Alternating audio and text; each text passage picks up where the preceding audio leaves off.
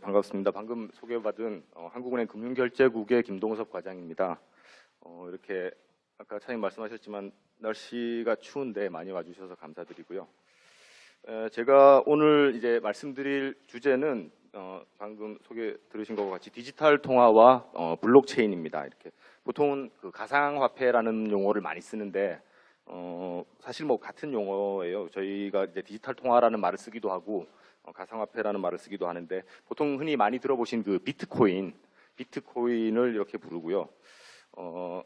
그래서 그 비트코인을 중심으로 비트코인의 현황과 전망, 그리고 이제 그 비트코인의 기반 기술인 블록체인 기술이 어떻게 금융 서비스에 활용되고 있는가 라는 것을 중심으로 오늘 말씀드리려고 합니다. 먼저 차례를 잠깐 살펴보면요. 비트코인을 중심으로 디지털 통화 또는 가상화폐를 좀 간단하게 소개를 드리고요. 그 다음에는 디지털 통화의 핵심 기반 기술이라고 할 수 있는 블록체인을 좀 비교적 상세하게 설명드리려고 합니다.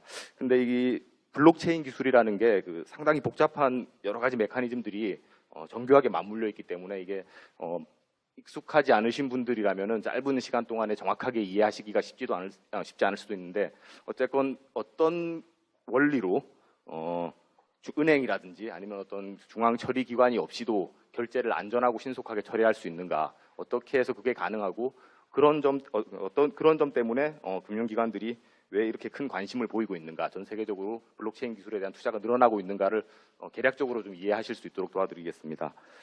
그리고 나서 이제 블록체인 기술이 금융 서비스에 실제로 활용되고 있는 사례들을 몇 가지 중심으로 해서 소개해 드릴 거고요. 마지막으로 이제 중앙은행이 여러 가지 책무를 가지고 있는데 지급결제 측면에서라든지 금융안정이나 통화정책 측면에서의 시사점, 그리고 앞으로 과제 같은 것들을 중심으로 해서 간략하게 시사점을 제시하면서 마무리하려고 합니다. 먼저 비트코인에 대해서 얘기하기 전에 왜 한국은행이, 중앙은행이 이런 주제, 디지털 통화나 분산원장 기술, 보통 이제 벤처기업이나 아니면은 어떤 그 IT 기업들을 중심으로 관심이 많을 것 같은 주제에 한국은행이 여기에 대해서 관심을 갖고 계시냐 하고 약간 의아해하실 수도 있을 것 같다는 생각이 드는데요. 원래 이제 저희 중앙은행이기 때문에 한국은행은 대체적으로 상당히 보수적입니다. 새로운 기술을 받아들인다든지 할 때도 상당히 좀 보수적이고 빠르게 움직이는 경우는 잘 없어요. 그리고 특히 이제 한국은행의 인력들이 주로 이제 거시경제학을 중심으로 해서 경제 통계라든지 이런 쪽으로 특화되어 있기 때문에 이렇게 빠르게 발달하고 있는 기술에 대해서 상당히 전문성이 있다든지 그런 노하우가 아직 많지는 않습니다. 그럼에도 불구하고 이 비트코인에 대해서 뭐 저희 한국은행뿐만 아니라 중앙은행들이 상당히 큰 관심을 많이 가지고 있습니다.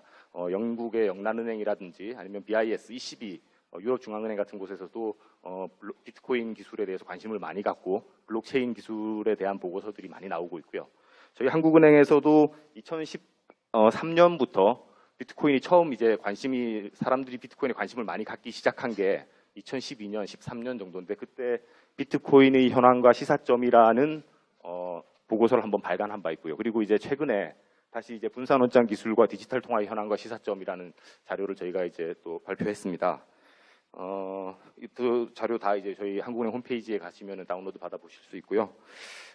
이렇게 중앙은행이 비트코인이라든지 블록체인 기술에 크게 관심을 가지는 이유가 일단은 이 비트코인이라는 것 자체가 새로운 통화, 보통 이제 한국은행이 화폐를 발행하는 기관인데 한국은행 화폐 아닌 다른 화폐가 어딘가에 생겨나서 이제 한국은행 화폐를 대체할 수도 있다. 어떤 그런 위협적인 측면도 있지만 그것뿐만 아니고 비트코인에서 적용되어 있는 새로운 기술이 금융산업이라든지 아니면은 그 금융산업이나 지급결제 시스템 인프라에 큰 변화를 초래할 수도 있기 때문에 그런 거에 대해서 미리미리 점검하고 대비해 볼 필요가 있기 때문에 저희가 이제 이런 그 새로운 기술을 빠르게 파악하고 연구하지 않을 수가 없다라는 점을 좀 설명드리고 싶고요. 실제로 이제 이 보고서를 내용을 간략하게 소개드리면은 2013년 자료는 비트코인 자체에 대해서 집중을 해서 비트코인이 어떤 것인가를 소개하고 과연 이제 이 비트코인이 점점 성장해서 저희가 지금 많이 사용하고 있는 신용카드나 아니면 은행 계좌, 인터넷 뱅킹 같은 것을 대체하는 주된 지급 수단의 자리를 차지할 수 있을 만큼 성장할 수 있을 것이냐를 주로 평가하는 자료였습니다. 그리고 당연히 이제 한국은행에서 나온 저희가 꼭 한국은행에서 나온 자료이기 때문은 아닌데 그럴 가능성은 별로 없다라는 이제 결론을 이제 내린 자료였고요. 그러고 나서 여러분들이 혹시 관심 많으신 분들은 기억하실지 모르겠는데 2014년부터 각종 해킹 사고 같은 게 터지고 하면서 사람들의 관심에서 비트코인이 점점 잊혀져 갔었어요. 그래서 한동안은 여기에 큰 관심이 없었는데 작년부터 2015년부터 시작해서 금융기관들이 갑자기 블록체인 기술에 대한 투자가 크게 늘어나고 관심이 많아졌습니다. 그래서 비트코인에 적용돼 있던 블록체인 기술을 어떻게 활용해서 새로운 금융 서비스를 할 수 있을 것이냐, 금융 결제 같은 문제들을 보다 효율적이고 안전하게 처리할 수 있을 것이냐에 대한 관심이 크게 높아졌고요. 그런 사정들을 반영해서 저희가 이번에 새로 2016년 1월달에 보고서를 내게 됐고, 이 보고서에는 좀 더 약간 좀 긍정적인 메시지가 어느 정도 좀 담겨 있는 보고서라고 볼 수 있겠습니다. 일단 이거 저희가 한 보고서에 대한 소개를 간단하게 마치고요. 이제 비트코인에 대해서 먼저 설명을 드리겠습니다. 비트코인은 잘 아시는 분도 계시겠지만 2009년도부터 이제 처음 운영되기 시작한 세계 최초의 분산형 디지털 통화 시스템이라고 말할 수 있겠습니다. 혹시 여기 오신 분들 중에서 비트코인을 실제로 갖고 계신 분이 있으신가요, 여기? 비트코인 갖고 계신 분은 아무도 안 계세요? 뭐 몇 분 계실 수도 있고 할 것 같은데요. 이게 비트코인이 과연 뭐냐에 대해서 이제 비트코인을 실제로 가져보시지 않으신 분들은 여러 가지로 오해를 많이 하시는 것 같아요. 실제로 이제 비트코인이 여기 구글에 이제 여기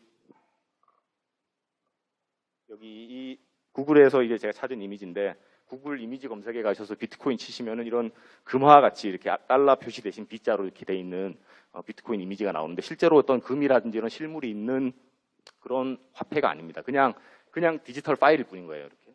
그래서 어떤 물리적인 형태가 있는 건 아니고 컴퓨터 파일, 음악이라든지 영화나 게임과 마찬가지로 컴퓨터 파일로 저장되어 있는 어떤 디지털 자산 형태라고 볼 수 있습니다. 그런데 이제 컴퓨터 파일이라든지 다른 디지털 자산들은 뭐 영화를 보면은 뭐 재미가 있다든지 음악을 듣는다든지 실제 사용 가치가 있는데, 비트코인은 컴퓨터 파일이지만 아무런 그 자체로서의 사용 가치나 내재 가치를 갖고 있지가 않죠. 그러면은 비트코인이 어디에 쓸 수 있느냐? 실제로 다른 사용 가치는 아무것도 갖고 있지 않지만은 화폐를 대신해서 화폐의 기능을 대신해서 사용할 수 있다는 측면에서 비트코인의 용도가 있는 거고요. 실제로 여러분이 생각해 보시면은 돈도 실제로 저희가 사용하고 있는 현금도 마찬가지입니다. 현금 자체가 가치가 있지만 그 자체로서의 사용 가치는 아무것도 없죠. 그 대신 이제 그 화폐를 가지고 있으면은 다른 물건을 살 수 있다든지 교환의 매개로 사용할 수 있기 때문에 그 가치가 발생하는 겁니다. 그래서 화폐를 대신하여 사용할 수 있는, 실제로는 내재적인 가치를 전혀 갖고 있지 않은 어떤 종류의 디지털 자산이라고 보는 게 보실 수 있을 겁니다. 그러면 이제 화폐를 대신해서 사용할 수 있다고 했는데, 화폐를 대신해서 사용할 수 있다는 게 어떤 기능을 얘기하는지를 먼저 간단하게 살펴보겠습니다. 보통 이제 저희 경제학 수업, 여기 저희 하는 금융 강좌에서도 예전에 말씀드렸는지 잘 모르겠는데, 보통 이제 화폐의 기능이라고 하면은 지급 수단, 뭐 미디엄 오브 익스체인지, 뭐 교환의 매개 이런 말도 쓰고요. 또 이제 가치 저장의 수단, 스토어 오브 밸류, 그리고 마지막으로 이제 회계 단위, 유니트 오브 어카운트, 이렇게 세 가지 기능을 가진다라고 보통 거시경제학 원론에서도 배우셨을 텐데, 이제 이런 가치 저장의 수단 아니면 지급 수단, 회계 단위의 기능을 화폐가 수행하는 건 맞는데, 사실 화폐만이 이 기능을 전적으로 수행할 수 있는 건 아닙니다. 어떤 다른 종류의 자산들도 화폐가 하는 기능을 대신해서 수행할 수 있고, 사실 비트코인도 화폐는 아니지만 화폐가 수행하는 이 기능들 중에 일부를, 전부 다는 아니더라도 어떤 특수한 상황에서, 항상 가능한 것은 아니지만 특수한 상황에서 기능할 수 있기 때문에 아까 앞에서 이제 내재 가치는 없지만 화폐를 대신해서 사용할 수 있는 디지털 자산이라고 말씀을 드렸어요. 이제 첫 번째로 가치 저장을 할 수 있는 자산이 뭐냐를 보시면은, 사실 무슨 우유라든지 야채라든지 잠깐 보관하고 나면 변질되는 몇 가지를 제외하면 대부분의 자산이나 대부분의 물건인 가치를 저장하는 데 사용할 수가 있습니다. 물론 가치가 100% 그대로 다 보존되는 건 아니지만, 뭐 금이라든지 토지, 건물, 자동차, 주식, 게임마니, 뭐 어떤 형태로든지 가치를 저장해 놓을 수 있죠. 지금 당장 사용하지 않고 가지고 있다가 나중에 그걸 팔아서 다른 용도의 뭐 밥을 사 먹는다든지 아니면 버스를 타든지 한 여러 가지 용도로 사용할 수가 있기 때문에 그런 종류의 자산들이 모두 다 가치 저장의 수단에 사용된다고 할 수 있습니다. 물론 비트코인도 가치 저장의 수단으로 사용될 수가 있고요. 또 실제로 그냥 가치를 단순히 저장하는 것뿐만 아니라 비트코인을 이렇게 사놓고 있다가 가격이 올라가기를 기다리는 뭐 투자의 목적으로도 사실 사용될 수가 있습니다. 물론 투자는 이제 화폐의 기능은 아닙니다만. 그리고 두 번째 기능은 많은 종류의 자산들 중에서 거래 양 당사자가 서로 동의하는 경우에는 꼭 현금이 아니더라도 화폐가 아니더라도 화폐의 기능인 지급수단으로서 사용될 수가 있습니다. 그래서 이제 가장 많이 실제로 사용되는 것은 현금이지만 현금인 것으로 알려져 있지만 실제로 여러분이 실제로 결제를 하실 때 지급수단으로는 현금보다는 아마 요즘 은행 예금을 훨씬 더 많이 쓰실 거예요. 물론 이제 은행 예금을 직접 거래하는 게 아니고 신용카드를 이렇게 긁으시니까 이게 은행 예금을 여러분들이 사용한다고 생각을 못 하실 수도 있는데 실제로는 신용카드라는 건 은행 예금을 이제 한 번에 결제하는 게 아니라 약간의 신용을 제공받아서 한 달에 한 번씩 은행에서 이제 결제가 이루어지지 않습니까? 그래서 실제로는 지급수단으로 은행 예금을 사용하는 것이죠. 그리고 이제 감옥같이 특수한 상황에서는 담배를 지급수단으로 사용하는 경우도 있고 뭐 관광지나 특히 관광 호텔에서는 그 나라의 현지 화폐를 사용하는 대신에 달러화라든지 아니면 관광객들이 많이 가지고 있는 그런 국제 통화를 지급수단으로 대신 사용하기도 합니다. 비트코인이 가장 큰 목적은 이런 지급수단으로 사용되는 용도입니다. 그래서 이제 서로 양 당사자가 서로 동의하기만 하면은 이제 비트코인을 서로 거래할 수 있는 거죠. 그래서 만약에 어떤 식당이나 어떤 가게에서 나는 비트코인을 받겠다. 그러니까 돈을 지불하는 대신 카드로 지불하는 대신 비트코인으로 지불하려면 해라라고 이렇게 억셉트를 하면은 이제 소비자들이 자기가 비트코인을 가지고 있으면 거기 가서 이제 물건 결제를 대금의 결제를 비트코인을 통해서 할 수 있는 겁니다. 그리고 이제 마지막으로 화폐의 기능은 회계 단위의 기능인데요. 회계 단위로서 작용하기 위해서는 양 당사자가 동의하는 게 아니라 사회 전체의 동의가 필요하게 됩니다. 그렇기 때문에 비트코인이 아무리 많이 사용된다고 하더라도 실제로 이 사회 내에서는 하나의 회계 단위밖에 존재할 수가 없고 그렇기 때문에 앞으로 비트코인이 화폐를 완전히 대체하지 않는 이상은 회계 단위의 지위를 차지하기는 상당히 가능성이 낮고요. 그래서 이제 비트코인이 그러면 화폐의 기능은 어떤 기능을 수행하느냐? 가장 크게는 가치 저장의 수단을 할 수 있고 그보다 더 중요하게는 지급 수단을 할 수 있지만 아직은 회계 단위의 기능을 하기는 어렵고 그렇게 될 가능성은 없다. 이 정도로 말씀을 드릴 수 있겠습니다. 일단은 그렇게 해서 화폐의 기능에 대해서 설명을 드렸고요. 다음에 이제 비트코인을 실제로 어떻게 사용하는지 그림을 통해서 간단하게 보여드리겠습니다. 여기 이제 비트코인을 실제로 이제 여러분이 가지고 있다. 아까 가지고 계신 분이 별로 없다고 하셨는데 실제로 이제 비트코인을 만약에 가지고 있다고 하면은 그걸 어디다 쓸 수 있느냐 비트코인을 여기 보시면은 이런 마크가 있어요. 이렇게 비트코인 accepted here 해서 미국에 있는 서브웨이에서 물건값을 이제 서브웨이에서 비트코인으로 지불할 수가 있어요. 그리고 이제 우리나라에도 비트코인 가맹점이 있습니다. 여기 신문에 상당히 많이 나온 가게인데요. 비트코인 사용처 1호점이라고 해서 파리바게트 인천 시청역점인데 여기 가시면은 파리바게트 빵을 사시고 물건값을 카드나 현금으로 지불하시는 대신 여러분이 비트코인이 있으면 비트코인으로 계산하실 수가 있어요. 물론 이제 실제로 사용하는 경우는 뭐 하루에 몇 건 안 된다라고 이렇게 하고 그것도 아주 초창기에 신문에 많이 보도됐을 때이기 때문에 실제로 지금 얼마나 되고 있는지는 사실 잘 모르겠습니다.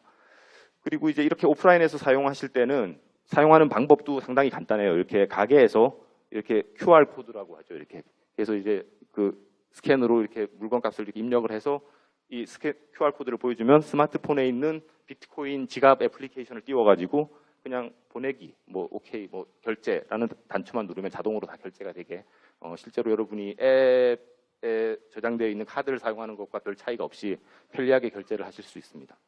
물론 이제 온라인 전자화폐이기 때문에 전자적으로 이용되는 화폐이기 때문에 익스피디아 같은 비트코인을 수취하는 가게에 가셔서도 쉽게 물건을 그러니까 여행을 예약하고 아니면 비행기를 예약하고 결제를 하실 수 있고요. 그런 용도로 주로 사용하실 수 있고 지금 여기 밑에 사진에 나와 있는 것들은 주로 대부분 이제 오프라인 상점에서 물건이나 서비스를 구매하고 대금을 지급하기 위해서 사용하는 건데 그거 말고도 개인 간 지급, 그러니까 뭐 여러분이 친구들한테 돈을 빌린다든지 아니면 돈을 갚는다든지 용돈을 준다든지 그런 경우에도 비트코인은 사용할 수 있습니다. 이제 사실 신용카드 같은 거나 체크카드는 그런 데 사용하기는 사실 힘들잖아요. 그런 그 개인 간의 지급 거래, 송금 같은 경우에도 쉽게 사용할 수가 있습니다. 그러면은 비트코인을 사용하려면 일단 비트코인이 있어야 되는데 그럼 비트코인을 어디서 얻을 수 있느냐? 실제로 사람들이 비트코인을 어디서 구하느냐를 살펴보시면은 비트코인은 주로 이제 거래소에서 구매를 하시면 돼요. 뭐 우리나라에도 몇 개 거래소, 큰 거래소가 한 3개 정도 있고 작은 사이트들도 많이 있는데 거기 가서 그냥 사시면 돼요. 그냥. 이제 어떻게 그리고 이제 그때그때 가격이 계속 바뀐다는 게 좀 특이한 점인데요. 여기 이쪽에 이제 그래프가 나와 있는 게 이게 비트코인 가격 그래프인데 언제부터 제가 그랬냐면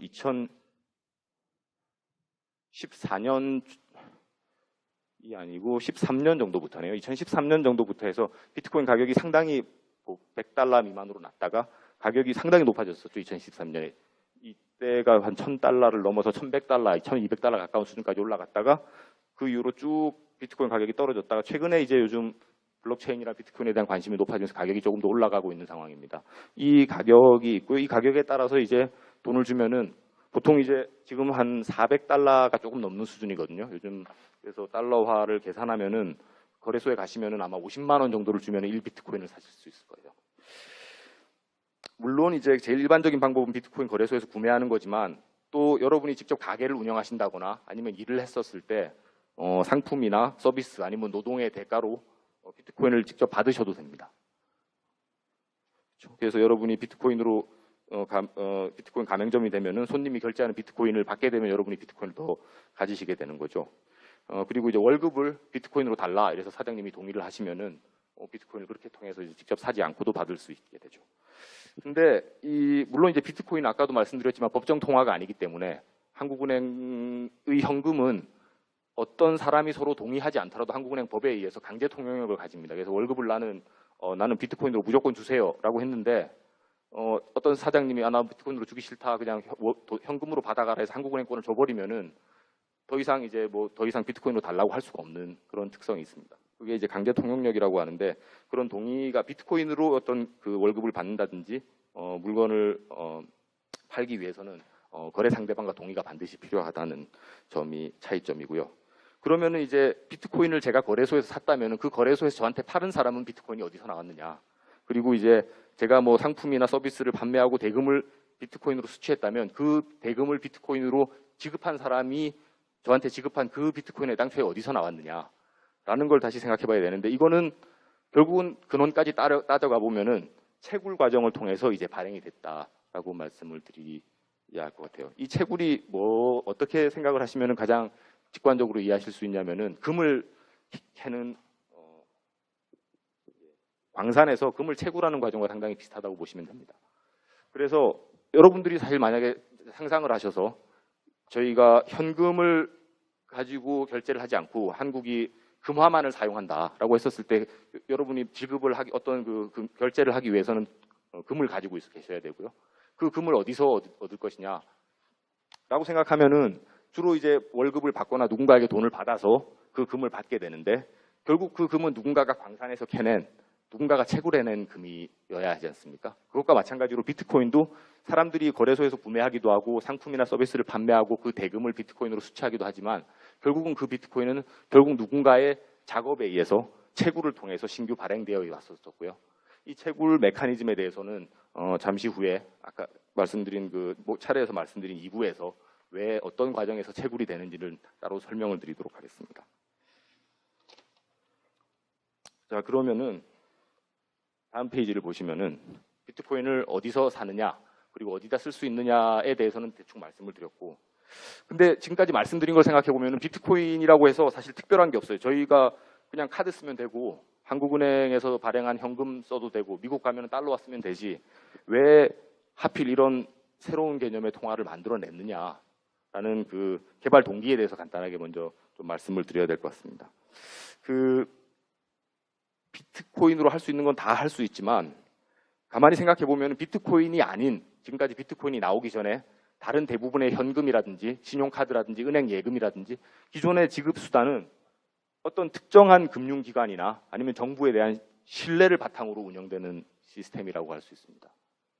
생각해 보시면은 여러분이 이제 뭐 현금을 가지고 이렇게 물건을 결제할 때 사람들이 물건을 가게에서 물건을 팔고 여러분한테 물건을 내주고 그 대신 현금을 받는 이유는 그 현금을 나중에라도 계속 가지고 있으면은 한국 정부가 망하지 않고 아니면 한국은행이 막 돈을 많이 찍어가지고 물가를 급상승시켜서 돈을 가치를 휴지로 만들지 않고 않을 것이기 때문에 그래서 그 돈의 가치가 앞으로도 계속 유지될 것이라는 신뢰가 필요한 거죠. 그런 신뢰가 이제 한국이라든지 뭐 미국이나 이런 선진국에서는 늘 당연한 것처럼 생각이 되지만 실제로 후진국이라든지 아니면 예전 지금과 같은 중앙은행 제도가 확립되기 이전의 과거에서는 그런 신뢰가 없어서 실제로 돈을 받았다가 돈이 휴지 조각이 돼버려가지고 쓸 수 없게 된 그런 사례가 되게 많이 있습니다. 여러분들도 뭐 예전에 독일이라든지 그런 사례들을 많이 보셨을 거예요. 그렇기 때문에 그런 신뢰가 상당히 많이 필요하고 마찬가지로 여러분이 누군가가 은행에서 이제 결제를 여러분에게 물건을 줬는데 돈을 갚아라 아니면 뭐 돈을 받아야 되는데 은행 계좌로 보내주겠다라고 했었을 때 실제로 은행 계좌에 돈을 받고 여러분이 만족하고 이제 그 거래를 끝낼 수 있는 거는 그 은행이 나중에 여러분이 은행에다 돈을 찾으러 갔는데 해킹을 당해서 돈이 다 없어졌네요라고 한다든지 아니면은 은행 직원들이 돈을 다 횡령해서 없어져 버린다든지 그런 일이 발생하지 않을 것이라고 믿고 있기 때문에 그런 신뢰가 있기 때문에 믿고 이제 금융 시스템 기존의 지급 수단을 이용할 수 있는 거라고 말씀드릴 수 있어요. 근데 이제 2008년도에 잘 아시는 대로 미국의 서브프라임 금융 위기가 발생했습니다. 그래서 리만 브라더스나 AIG가 파산했고 또 파산하는 과정에서 많은 부도덕한 일들이 발생한 걸로 밝혀져서 검찰이 미국에서 수사에도 나서고 그래서 많은 사람들이 여기 아큐파이, 월스트리트, 99% 이런 일들이 많이 있었었죠. 그때 사회 분위기가 전체적으로 믿을 수 없다. 월스트리트를 믿을 수 없다. 기존의 금융 시스템을 믿을 수 없다. 이런 불신이 모든 사람들은 아니었지만 특히 젊은 층을 중심으로 많이 있었었고 일부 계층을 중심으로 많이 있었었고 그런 사람들의 그런 불만이 어느 정도 비트코인이 초창기에 성공할 수 있었던 약간의 배경이 되었다고 할 수 있습니다. 실제로 비트코인을 처음 만든 사람이 이제 사토시 나카모토라는 익명의 프로그래머로 알려져 있는데 그 사람이 쓴 논문에 보면은 뭐 이런 그 기존의 금융 시스템에 대한 불만이 많이 나옵니다. 그런 거에 대한 언급이 있고요. 그리고 이제 그보다 그 못지않게 중요한 부분은 이제 금융위기가 터져서 금융위기를 이제 해결하기 위한 과정에서 미 연준이 대규모 양적 완화, 그래서 돈을 많이 찍었죠. 돈을 많이 찍는다는 게 결국은 이제 민간에서 발행한 채권들을 이제 연준이 구매해준다는 얘기인데요. 그렇게 돈을 많이 발행하면은 지금은 사실 결과적으로 지나서 생각해 보면은 양적 완화가 옳았다, 뭐 큰 문제가 없었다라고 최소한 얘기할 수 있지만 그때 당시에는 아주 주류 경제학자들 사이에서도 이 양적 완화가 상당히 큰 인플레이션을 초래할 가능성이 크다라는 우려가 상당히 많았습니다. 그래서 그냥 어떤 일부 대형 금융기관들의 비도덕적인 행태나 불안정한 자산 운영이 문제가 아니라 이런 식으로 연준이 돈을 많이 찍으면 달러 자체가 가치가 폭락하는 거 아니냐라는 불만이 상당히 많이 있었었고요. 그게 전체는 아니라고 할지라도 젊은 층 그리고 이제 좀 어떤 사회 불만이 많다고 하면 안 되고 개혁을 바라는 그런 사람들 사이에 많이 있었고 그런 사람들을 중심으로 해서 비트코인에 대한 상당히 많은 어떤 채택이라고 하나 이런 게 있었었고요. 그런 사람들이 비트코인에 크게 주목하게 된 이유는 비트코인은 이런 기존의 금융 시스템이나 중앙은행 시스템에 의존하지 않고 그런 시스템을 신뢰할 수 없다고 보고 있기 때문에 그렇더라도 사람들끼리 서로 네트워크, P2P 네트워크를 이용해서 사람들끼리 금융 거래를 안전하고 효율적으로 처리할 수 있는 최초의 시스템을 구현해냈기 때문에 많은 관심을 받게 되었습니다. 그리고 그런 목적으로 이제 비트코인이 개발되게 되온 것이고요. 그런 의미에서 이제 그러면은 어떻게 비트코인이 기존의 현금과 아니면은 현금은 이제 실물이 있는 형태니까 비트코인과 좀 더 비슷하다고 할 수 있는 기존의 제도권 내에 있는 금융기관이 발행하는 전자화폐와 어떤 측면에서 차이가 있는지를 좀 설명을 드리겠습니다. 현금은 이제 잘 아시는 거고요. 전자화폐라고 하는데 우리나라에서는 전자화폐가 두 가지 종류가 있습니다. 선불 전자지급수단이 있고 전자화폐 이렇게 두 가지가 딱 규정이 돼 있는데 이제 보통 선불 전자지급수단 전자화폐라면은 교통카드 여러분이 쓰시는 학생들이 보통 많이 쓰는 신용카드 후불식 신용 교통카드를 아직 발급 못 받는 학생들이 주로 많이 쓰고 있죠. 그 선불 교통카드 티마니 같은 그런 선불식 교통카드 같은 기능을 말하는 건데 전자화폐라고 하면은 선불 교통카드보다는 좀 더 사용처가 많은 곳. 그러니까 여러 군데에서 좀 더 광범위하게 쓸 수 있는 거를 전자화폐라고 합니다.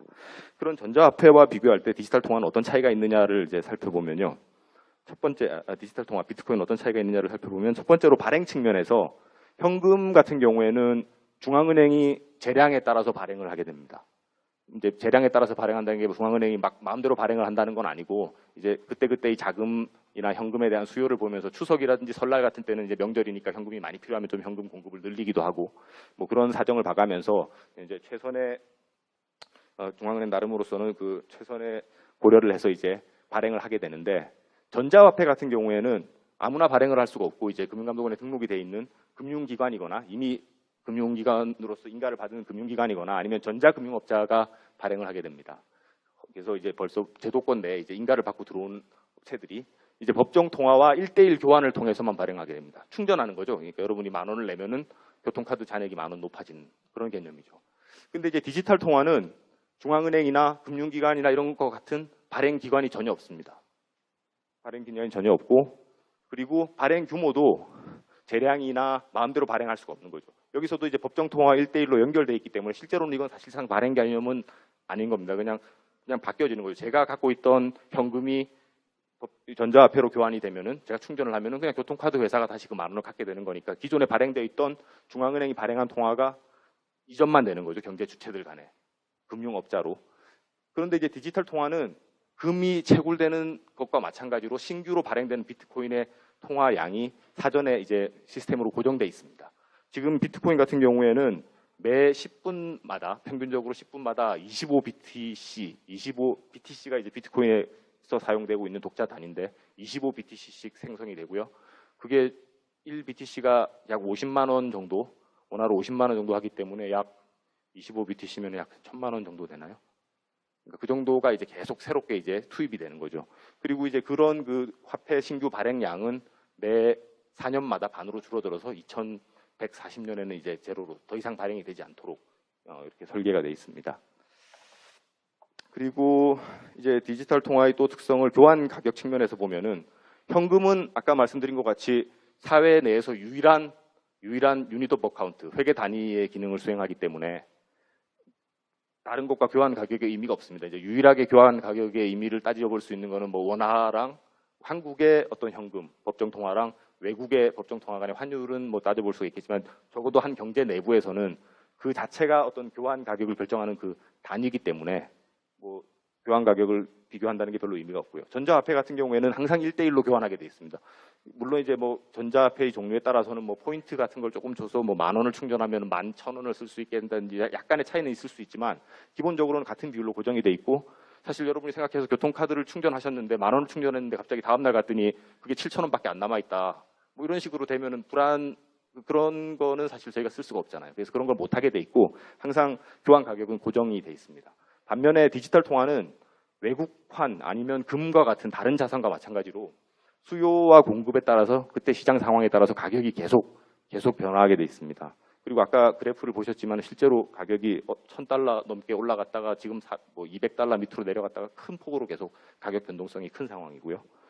그리고 이제 환불을 해주는 것, 만약에 여러분이 이제 비트코인을 샀다가 나중에 다시 원화로 비트코인 별로 쓸 데도 없다라고 해서 이제 바꿨을 때 전자화폐 같은 경우에는 뭐 어느 정도까지 이제 환불을 보장해주게 돼 있지만은 발행했던 금융기관이나 전자금융업자들이 여러분에게 환불을 해주지만은 비트코인은 아무도 뭐 누구한테 찾아가서 이걸 다시 원화로 바꿔달라고 할 사람은 없습니다. 실제로 다른 사람을 여러분이랑 기꺼이 이제 제가 비트코인을 줄 테니까 현금으로 바꿔줄 사람을 찾아서 시장에서 찾아야 되는 거고 거래소에 가시면 되는데 뭐 가격이 얼마나 떨어지게 될지 이런 것도 알 수 없는 거고 실제로 뭐 가격이 많이 떨어지게 되는 위기 상황 같은 경우에서는 실제로 전혀 이제 환불을 받지 못할 가능성도 상당히 큰 그런 위험은 상당히 큰 상황입니다.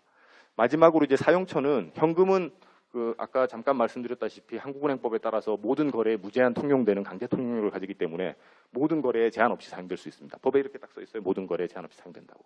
근데 이제 전자화폐 같은 경우에는 아무데나 다 전자화폐로 쓸 수 있는 건 아니고 등록되어 있는 가맹점에 대해서만 쓸 수 있죠. 이제 반면에 디지털 통화 같은 경우에는 이제 디지털 통화에 가입을 한다라기보다는 실제로 여러분이 프로그램을 그냥 아무데서나 다운을 받으실 수 있어요. 다운을 받아서 설치만 하면은 이제 사용을 할 수 있는데 그 전자화폐와 디지털 통화의 가장 큰 차이점은 여기 전자화폐는 가맹점이 다 등록이 되어 있기 때문에 누가 그러니까 실제로 돈을 누군가 어디서 썼을 때 그 돈을 받은 사람이 누구인지를 알 수가 있는 반면에 디지털 통화는 그냥 누구든지 익명의 인터넷에서 그냥 다운로드만 받으면은 그냥 그때부터 바로 사용할 수 있기 때문에 익명성이 상당히 높다. 현금과 마찬가지로 익명성이 상당히 높다라는 게 가장 큰 특징이 여기서 이제 비롯된다고 볼 수 있습니다. 그리고 마지막으로 이제 거래 기록과 승인 기능인데 이 부분을 나중에 다시 이제 비트코인 블록체인의 작동 메커니즘을 설명드릴 때 다시 한 번 더 설명드릴 텐데 현금 같은 경우에는 그냥 실물이 항상 이전되기 때문에 그 거래를 누군가가 기록한다든지 승인하는 과정 자체가 불필요합니다. 제가 밥 먹고 10,000원이라고 그러면 10,000원짜리 주고 나오면 그냥 끝이죠. 그리고 제가 뭐 10,000원을 어디에 썼다라는 걸 기록하는 사람도 없고 기록할 필요도 없습니다. 근데 이제 전자화폐 같은 경우에는 제 계좌에 잔액이 얼마나 남아 있는지 어디서 썼는지를 항상 누군가가 장부에다가 다 기록을 해서 계산을 하고 승인을 해줘야 되는 필요가 있고요. 그런 기능을 담당하는 게 그 앞에 나왔던 금융기관이나 전자금융업자입니다. 그런 기능을 담당을 하게 되는데 반해서 디지털 통화에서는 그런 발행기관이 애당초에 존재하지 않기 때문에 이제 P2P 네트워크와 블록체인에서 시스템 내부에서 모든 게 자동으로 처리되는 메커니즘을 구현해내야 된다는 점에서 가장 큰 차이가 있고 바로 이 점 때문에 비트코인이 기존의 지급수단과는 완전히 다르다라고 말씀을 드릴 수 있습니다. 다음 페이지의 그래프를 보시면은 이게 글자가 약간 좀 흐려서 잘 안 보이실 수도 있는데 이게 이제 작년 10월 달, 11월 달에 BIS에서 나온 보고서에 있는 표인데요. 기존의 지급 수단들을 쭉 비교를 한 그래서 화폐 및 교환 메커니즘 측면에서 이제 비교를 한 표인데 이제 중앙은행이 뭐 예전에 일부 섬에서 쓰던 뭐 구슬이나 조개 껍데기 같은 경우를 제외하고 나면은 이제 현금은 실물 형태를 가지고 있고 현금이 아닌 예금, 실제로 저희가 사용하는 대부분의 지급 수단의 대부분을 차지하는 상업은행 화폐 예금은 이미 전자적인 형태를 가지고 있는 디지털 형태를 가지고 있는 거죠. 그러니까 비트코인이 디지털 화폐다, 가상 화폐다라고 하는데 사실 이 상업은행이 여러분이 은행에 예금해 놓은 그 화폐도 이미 실체는 물리적인 형태는 이미 없습니다. 그 대신 이제 법적으로 여러 가지 이제 제도적으로 보장이 되어 있기 때문에 이걸 똑같다고 볼 수는 없지만 어쨌건 형태적인 측면에서는 이미 이제 대부분의 화폐는 비실물 전자적인 형태로 되어 있는 거고요. 그리고 은행에서 이제 대출을 받아서 은행에 예금을 한 그런 그 화폐가 아닌 상업은행 화폐가 아닌 중앙은행 화폐. 그러니까 상업은행들이 다시 중앙은행 계좌에 예금해 있는 금액도 대부분 이제 중앙은행 당좌 계좌에 디지털 형태로 보관이 되어 있습니다. 그래서 이런 것도 이미 비실물 전자적 형태의 전자적인 화폐라고 볼 수 있고요. 그리고 또 하나 이제 아까 말씀드렸던 그 교통카드 같은 법적으로 통용되는 전자화폐들 이미 등록을 받아서 등록되어 있는 금융기관이나 전자금융업자가 발행하는 것도 이제 비실물 형태의 전자수단. 근데 이 모든 중앙은행 예금이나 아니면 상업은행 화폐나 법적 통용되는 전자화폐들의 결제를 처리하기 위해서는 모두 이제 발행기관이라는 특수한 기관이 그 거래를 안전하게 기록하고 처리할 수 있는 모든 책임과 권한을 가지고 그 기관을 사람들이 신뢰하기 때문에 실제로 교환이 이루어질 수 있는 메커니즘이라고 볼 수 있고요. 여기 이제 새롭게 하나 추가된 것이 분산형 디지털 통화라고 하는 게 제가 지금까지 쭉 말씀드리고 있는 비트코인이 새롭게 차지하게 돼 있는 형태다. 여기서는 제3의 신뢰기관이 필요하지 않고 그냥 P2P, 마치 현금과 마찬가지로 물론 이제 현금과는 다르지만 왜냐하면 현금은 이제 실물이고 분산형 디지털 통화나 비트코인은 실물이 없는 디지털 자산이긴 하지만 제3의 신뢰기관이 없이도 거래가 처리될 수 있는 새로운 종류의 화폐 또는 교환 메커니즘에 해당된다라고 보실 수 있겠습니다. 이제 비트코인에 대해서 대략적으로 살펴보고 이제 비트코인 이외에도 다양한 디지털 통화가 많이 현재 개발돼서 유통되고 있습니다. 비트코인 말고도 이제 대표적인 게 에테리움이랑 리플, 뭐 라이트코인, 대쉬, 다지코인, 피어코인 뭐 이 정도가 좀 많이 알려져 있는 디지털 통화들인데요. 이제 각각 다 비트코인하고 비슷한 개념이지만 약간씩 다 특징을 가지고 있습니다. 뭐 대표적인 게 이제 에테리움 같은 경우에는 프로그래밍 랭귀지가 디지털 통화에 더 치워져 있다라고 생각을 하시면 되는데요. 그래서 복잡한 계약이나 조건을 디지털 통화 시스템 내에서 자동으로 처리할 수 있게 되는 그런 플랫폼과 같은 그런 언어로 개발됐고요. 그래서 지금 많이 사람들이 관심이 상당히 많습니다. 그리고 이제 리플 같은 경우도 그런 그 거래를 연결해주는 메커니즘, 뒤에도 제가 잠깐 설명드릴 시간이 있을지 잘 모르겠는데 그런 메커니즘을 도입했다는 측면에서 좀 새로운 메커니즘이고요. 라이트코인, 뭐 대시 이런 것들도 어떤 여러 가지 측면에서 결제 승인 시간을 단축한다든지 새로운 암호 체계를 사용한다든지 해서 기술적인 어떤 차이점이 좀 있다고 보실 수 있습니다. 근데 가만히 보시면은 이게 뭐 그래프가 비슷해 보이지만 이 중간에 여기 끊어져 있고 이게 시가총액, 그러니까 그 비트코인과 같은 가격이 있고 실제 얼마나 많은 디지털 통화가 발행되어 있느냐를 보시는 건데 여기 6억 7천만 달러인데 비트코인이 자릿수 자체가 다르죠, 훨씬. 그래서 실제로 보면은 거의 80%, 90% 이상이 비중으로 따지면 절대적인 비중을 비트코인이 차지하고 있고 나머지 다양한 이 여기 지금 나열되어 있는 거 외에도 이게 시가총액 순으로 이제 나열이 되어 있는 건데요. 한 몇백 개가 더 있습니다. 근데 그걸 다 합쳐봐야 비트코인에 비해서는 훨씬 적습니다. 그래서 실제로 쓸 수 있는 어딘가에서 뭐 아까 같은 서브웨이라든지 어딘가에서 쓸 수 있는 통화도 사실상은 비트코인밖에 없고 나머지 통화들은 다들 좀 실험적인 단계다. 그리고 비트코인의 지위를 차지하게 될 가능성이 상당히 적다라고 보실 수 있습니다.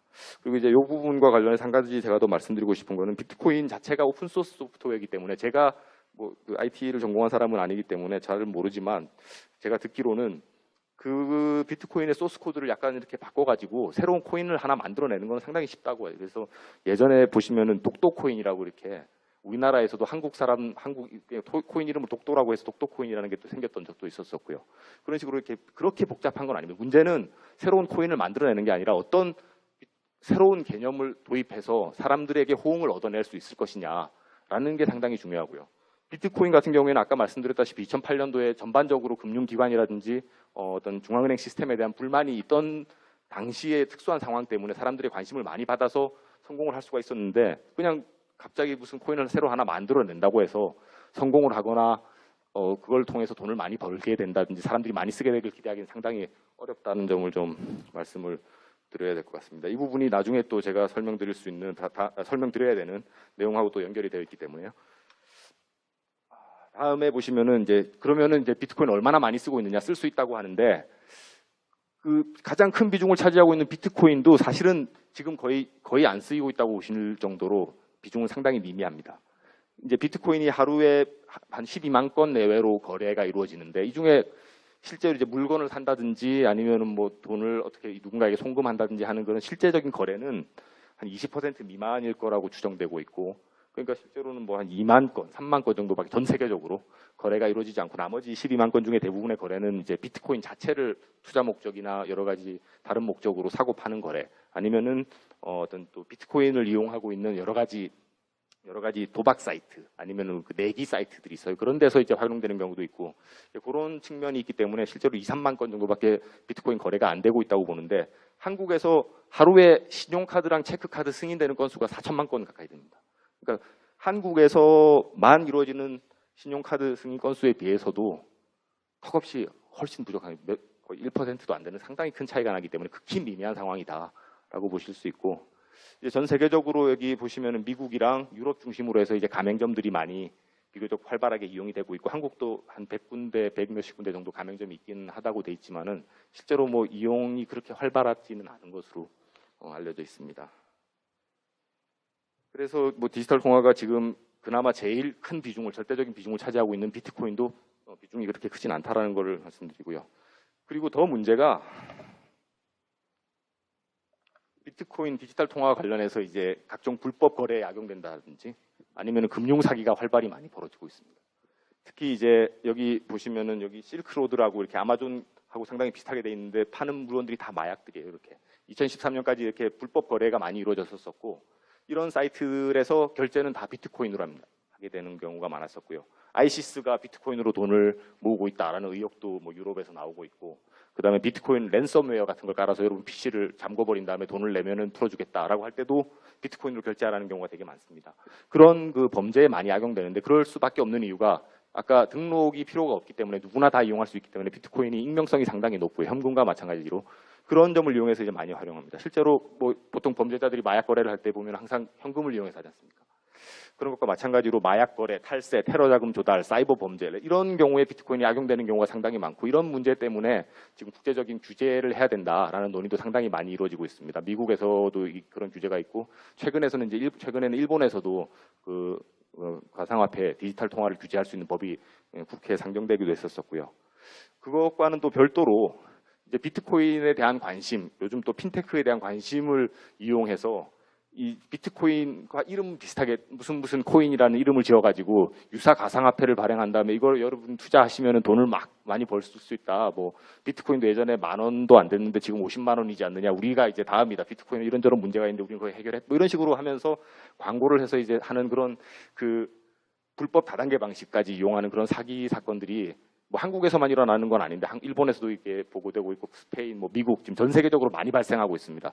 우리나라에서 지금 경찰에 적발되거나 금융감독원에서 신고된 것만 해도 뭐 유토큰, 퍼펙트코인, 유엔코인, K코인 이런 것들이 있고 이거 말고도 또 찾아보시면 되게 많을 거예요. 뭐 코인 부업, 코인 사업 이런 거 찾아보시면 혹시라도 그런 거는 좀 투자하실 때는 상당히 조심을 하셔야 됩니다. 이런 그 금융사기에도 많이 악용되고 있기 때문에요. 그런 부분을 좀 말씀드려야 될 것 같고 그러면 마지막으로 이제 짧게 비트코인 부분을 전망을 하면서 저희 한국은행의 공식적인 견해라기보다는 전반적으로 대부분의 어떤 외국의 중앙은행들이나 연구자들의 입장을 좀 정리하면서 말씀을 드리겠습니다. 비트코인이 지금도 잘 쓰이지는 못하고 있다라는 게 아까 현황이었고요. 그리고 앞으로도 비트코인이 크게 잘 되지는 좀 여러 가지 어려운 점이 많다라는 게 사실 좀 주된 의견입니다. 그렇게 보는 이유가 뭐냐면은 첫 번째로 비트코인의 가장 큰 장점이 익명성이랑 그 다음에 이제 낮은 수수료인데 수수료가 상당히 낮습니다. 실제로 이제 카드를 쓰면 보통 여러분은 그냥 카드를 15,000원짜리 물건을 사면 15,000원을 끊지만 가맹점에서는 1.5%에서 3% 정도 되는 수수료를 계속 내지 않습니까? 이제 근데 비트코인 같은 경우에는 수수료가 거의 없고 지금도 뭐 1%가 아니라 훨씬 더 낮은 수준이고요.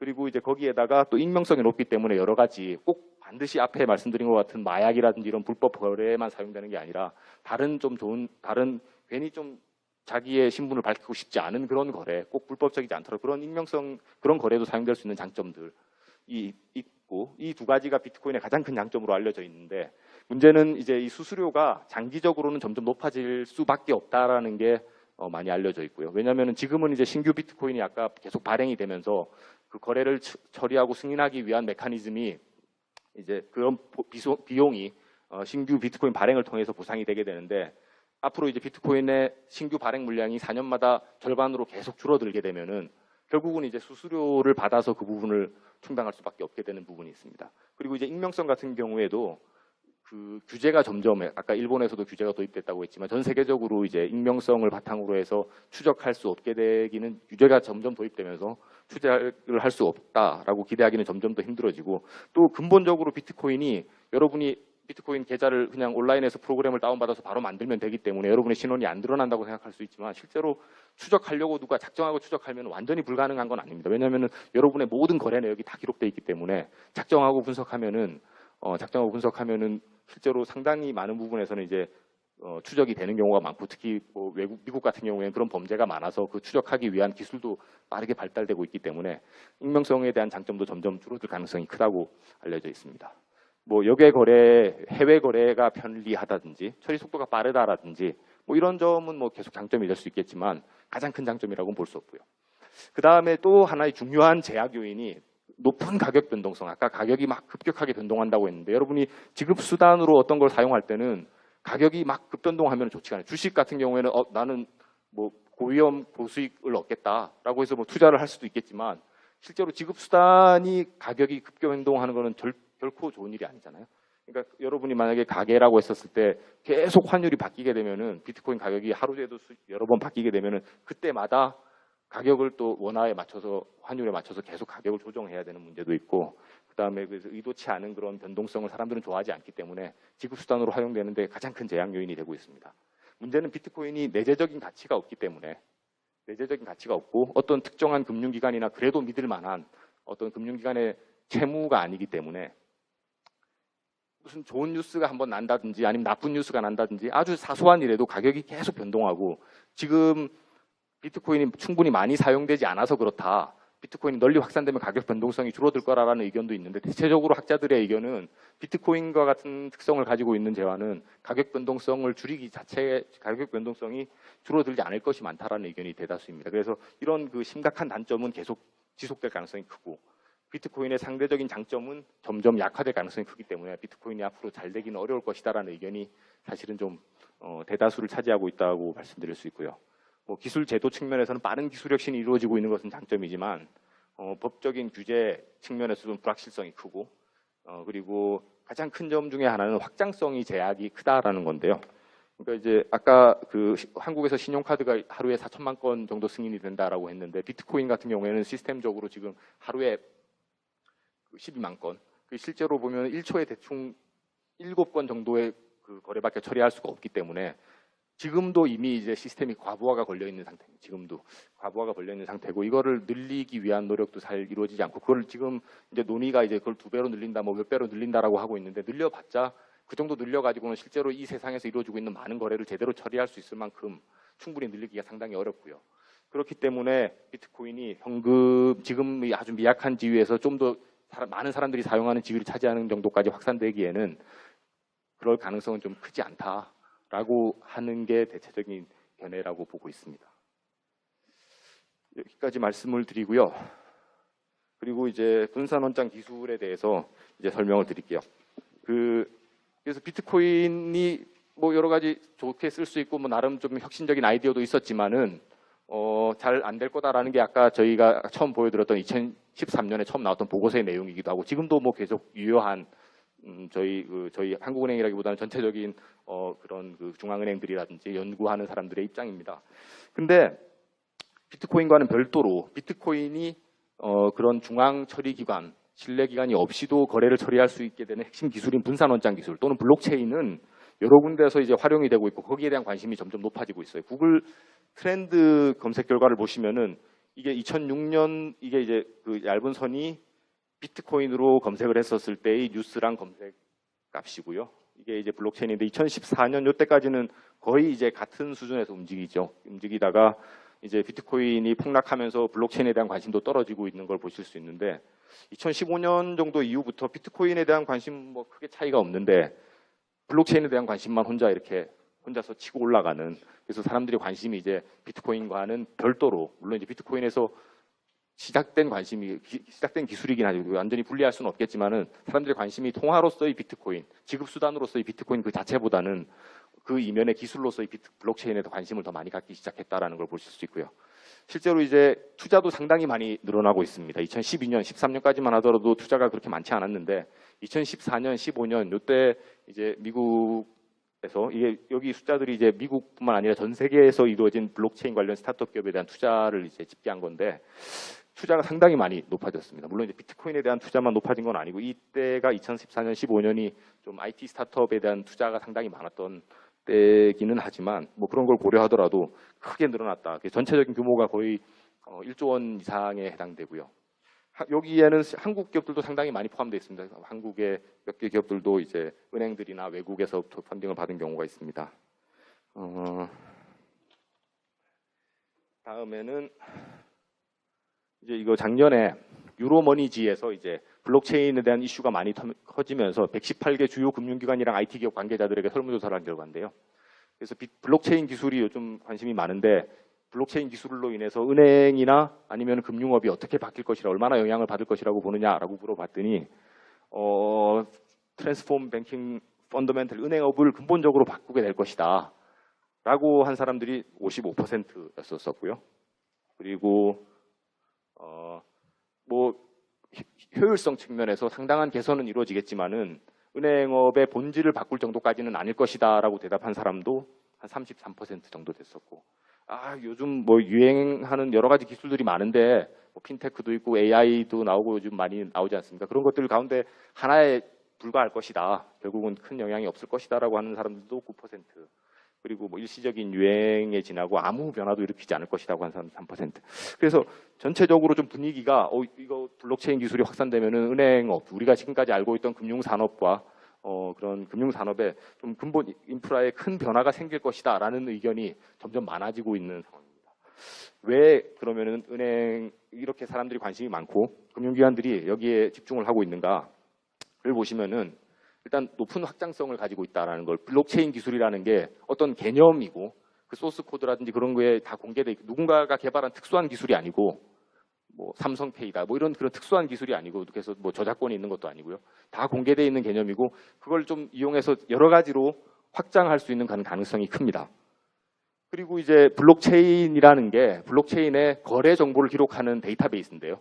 거기에 블록체인에 뭐 부동산이라든지 외환, 증권, 원유, 전력, 여러분이 생각할 수 있는 그리고 필요한 금융에서 필요한 여러 가지 자산에 대한 소유권 정보를 기록하고 관리하고 조건부 지급 명령 등을 이용해서 뭐 스마트 컨트랙트로 만든다라든지 그런 다양한 방식으로 활용하는 게 가능해졌기 때문에 사람들이 크게 관심을 가지고 있다라고 보실 수 있어요. 이것도 이제 비디오에 있는 화면을 원래 캡처한 건데 여기 밑에 조그맣게 제목이 있는데 혹시 뭐 관심 있으시면 나중에 찾아보실 수 있고요. 나중에 찾아보시면은 재미있으실 겁니다. 어떻게 블록체인이 어떻게 활용된다는 걸 볼 수 있고 보실 수 있거든요.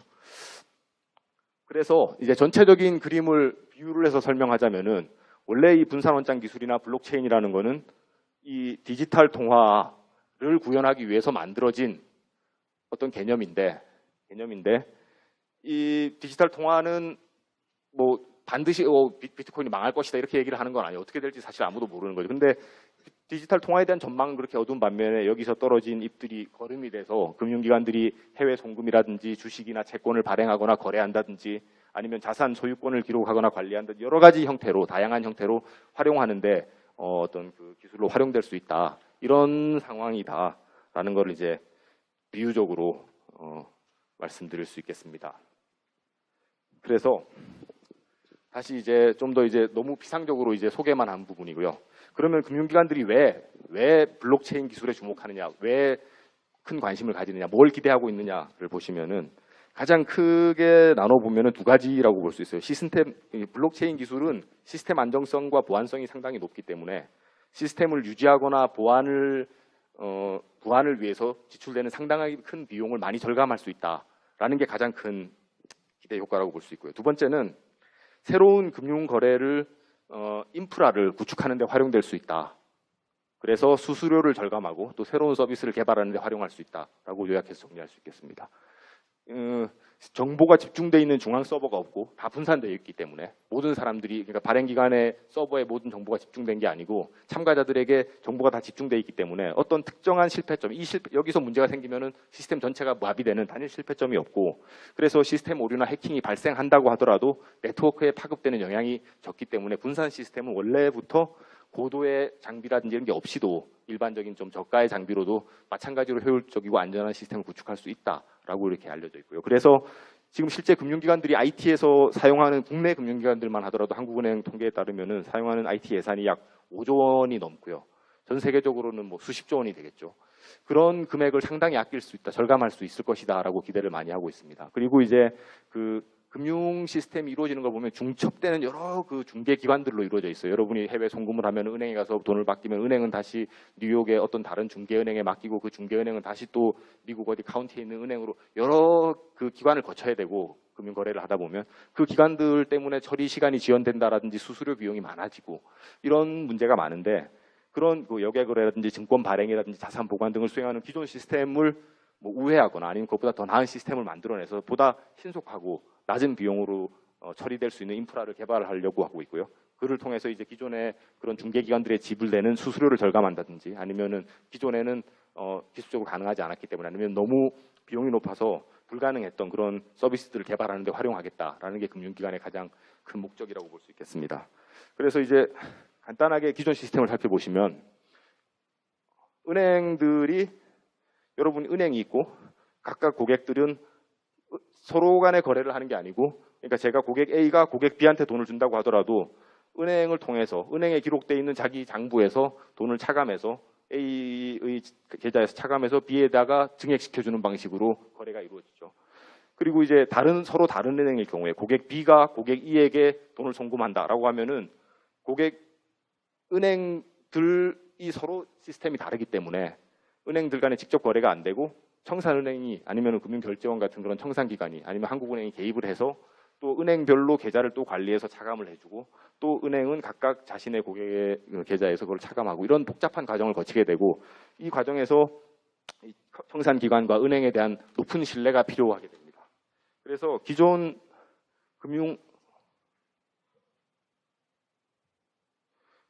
거기에 반해서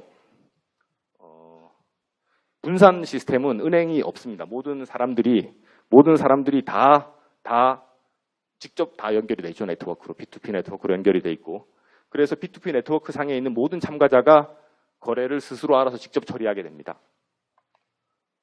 근데 보시면은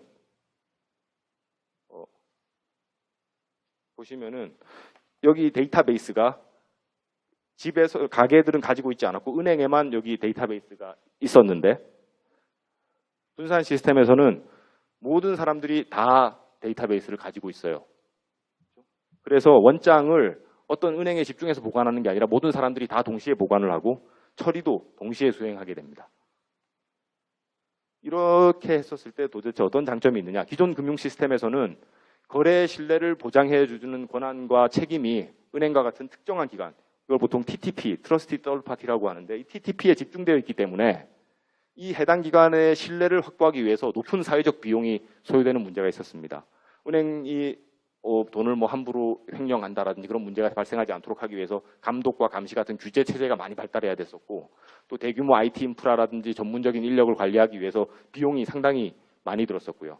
그런 것들이 다 수수료 부담이나 아니면 규제에 따른 진입장벽, 5천억 원 이상의 자본금이 있어야 1,000억 원 이상의 자본금이 있어야 된다라고 해서 진입장벽이 되기도 하고 그래서 혁신이 저해되는 그런 여러 가지 문제점이 많이 있었는데 그런 특정한 기관, 신뢰할 수 있는 기관을 외생적으로 만들어내는 게 아니라 시스템 내부에서 효율적으로 금융 거래를 처리할 수 있다면은 수수료 비용을 절감할 수 있을 뿐만 아니라 훨씬 낮은 비용으로 시스템을 구축할 수 있을 것이다라고 기대를 할 수 있게 되는 것입니다.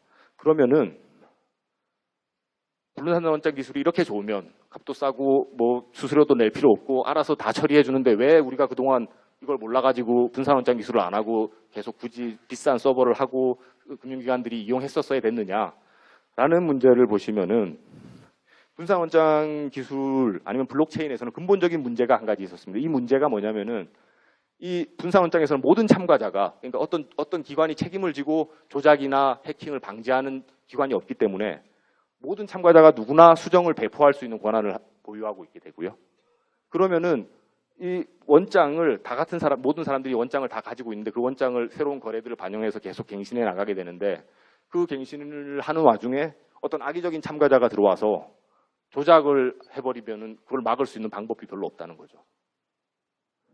특히 이제 기존의 인터넷 뱅킹을 하기 위해서 여러 가지 암호 체계나 보안 체계가 있기 때문에 다른 문제들은 그다지 크게 심각하지가 않은데 이제 비트코인과 같이 아니면 어떤 특정한 자산을 발행해서 그걸 지급에 사용하는 그 블록체인 기술 그런 그 화폐 시스템에서는 이제 이미 자기가 가지고 있던 돈을 한번 지출해버린 다음에 원장을 지출을 안 한 것처럼이라는 게 자기가 자기한테 다시 지출하는 걸로 원장을 하나 더 만들어가지고 배포해버리면 사람들은 그거를 확인할 수가 없게 되는 문제가 있습니다. 그걸 이중지불 문제라고 하는데 이 이중지불 문제를 지금까지 사실은 해결을 못 해왔었습니다. 이게 이중지불이 이런 데서는 이제 비트코인과 같은 경우에는 이중지불의 형태로 나타나는데 다른 시스템에서는 분산원장 시스템에서 여러 가지로 다른 문제로 많이 나타날 수가 있어요. 특히 여러분 생각해보시면 P2P 같은 걸로 이렇게 영화를 아니면 이런 걸 다운받아 보시면은 제목은 무슨 영화인데 나중에 다운받고 보면 다른 영화인 경우도 있고 이런 경우가 있잖아요. 그런 걸 어떻게 확인할 수 있을 것이냐. 그런 누군가가 통제를 해주지 않고 누군가가 관리를 해주지 않는데 어떻게 분산원장 그런 관리를 하는 책임자가 없는 상황에서도 안전하게 거래를 완결시킬 수 있을 것이냐. 영화를 다운받는 P2P 같은 경우에서는 큰 문제가 안 되겠지만 실제 돈이 움직이는 화폐 시스템에서는 이걸 절대적으로 이제 방지를 할 수 있어야 되고 비트코인은 블록체인을 통해서 이중지불 문제를 실질적으로 최초로 해결해냈다는데 그 의의가 있다고 할 수 있겠습니다. 네, 지금부터는 이제 비트코인에서 최초로 도입된 블록체인이 과연 어떻게 작동하는가를 보여드릴 텐데요. 제가 이렇게 말로 구구절절히 설명하는 것보다 제일 설명이 잘 돼 있는 인터넷에 이거 유튜브에 이제서 제가 찾아서 저희 직원들한테도 많이 틀어드리고 했던 동영상인데 이거는 이제 캡처한 내용 요약이고요. 먼저 이제 동영상을 한번 좀 틀어서 보여드리겠습니다. 잠깐만. 영어로 The goal of this video is to explain the essence of how Bitcoin works without any jargon or scary math. 그림 위주로 It is 영어로 not, however, an introduction to 됩니다. what Bitcoin is or why it matters. For that, check out the great intro video at bitcoin.org. With that said, on to how it works.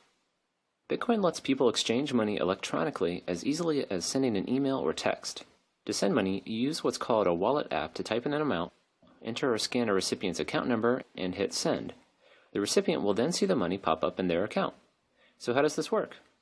At a basic level, Bitcoin is just a ledger with account numbers and balances. When Bob sends Carol 5 Bitcoins, his balance goes down by 5 and Carol's up by 5.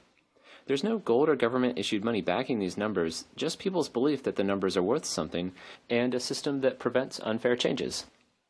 Part of the system makes sure no one can spend money from someone else's account. Every time you hit send, your wallet app sends a message to the Bitcoin network describing how the ledger should change, including the sender's and recipient's account numbers and amount to transfer. So what's to prevent a thief from creating a message transferring money from someone else's account? Bitcoin requires a kind of signature on each message to prove that it was created by the true account owner. The signature serves the same purpose as a handwritten signature on a paper check, but it's based on math rather than handwriting. The math comes from the world of cryptography, which is normally used to hide secret messages, but in Bitcoin has been repurposed to prove ownership. Each Bitcoin account number has an associated key that only the true account owner knows and is used to create signatures by encrypting transaction messages. Others test the signature by trying to decrypt it. If successful, they know the signature was created by the true account owner. In addition to not relying on handwriting analysis, these math-based signatures can't be copied and reused on other transactions, since the signatures are unique to each transaction.